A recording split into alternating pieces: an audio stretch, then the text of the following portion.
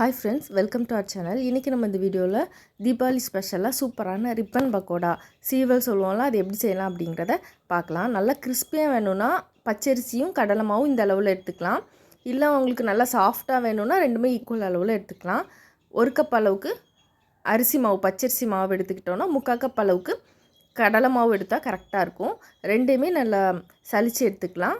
இது கூட காரத்துக்கு 1 ஸ்பூன் அளவுக்கு மிளகாய் தூள் சேர்த்துக்கிடலாம். இது கூட உப்பு அரை ஸ்பூன் சேர்த்துருக்கிறேன். ஒரு பிஞ்ச் அளவுக்கு பெருங்காயத்தூள் சேர்த்துக்கலாம். ரொம்ப இம்பார்ட்டன்ட் என்னென்னா நல்லா சூடான ஆயிலோ அல்லது பட்டரோ நம்ம சேர்த்துக்கிடலாம். நல்லா 1 டேபிள் ஸ்பூன் அளவுக்கு சேர்த்துக்கணும். அப்போ தான் நல்லா கிறிஸ்பியாக சூப்பராக வரும். இது சீவலுக்கு மட்டும் இல்லை, நம்ம சேவு முறுக்கு என்ன பண்ணாலும் அது கூட கொஞ்சமாக நம்ம இது மாதிரி சூடான ஆயிலோ பட்டரோ சேர்த்துக்கிட்டோன்னா ரொம்பவே நல்லாயிருக்கும். நான் 1 டேபிள் ஸ்பூன் பட்டர் தான் இன்றைக்கி சேர்த்துருக்கேன். நல்லா மிக்ஸ் பண்ணதுக்கப்புறம் கொஞ்சம் கொஞ்சமாக தண்ணி ஊற்றி நம்ம பிசைஞ்சிக்கிடலாம். இப்போ மாவு ரெடி ஆகிட்டு சீவலுக்கு நம்ம செய்கிற அச்சு எடுத்து அதுலேயும் ஃபுல்லாக ஆயில் தடவிட்டு உள்ளே எடுத்து வச்சிட வேண்டியதான்.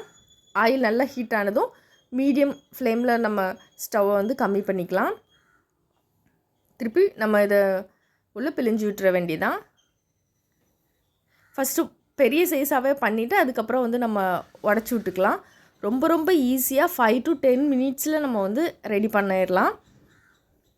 ஃபுல்லாக நம்ம அந்த பாத்திரம் எவ்வளோ இருக்கோ அந்த அளவுக்கு சுற்றிலும் நம்ம ஈஸியாக பிழிஞ்சிடலாம்.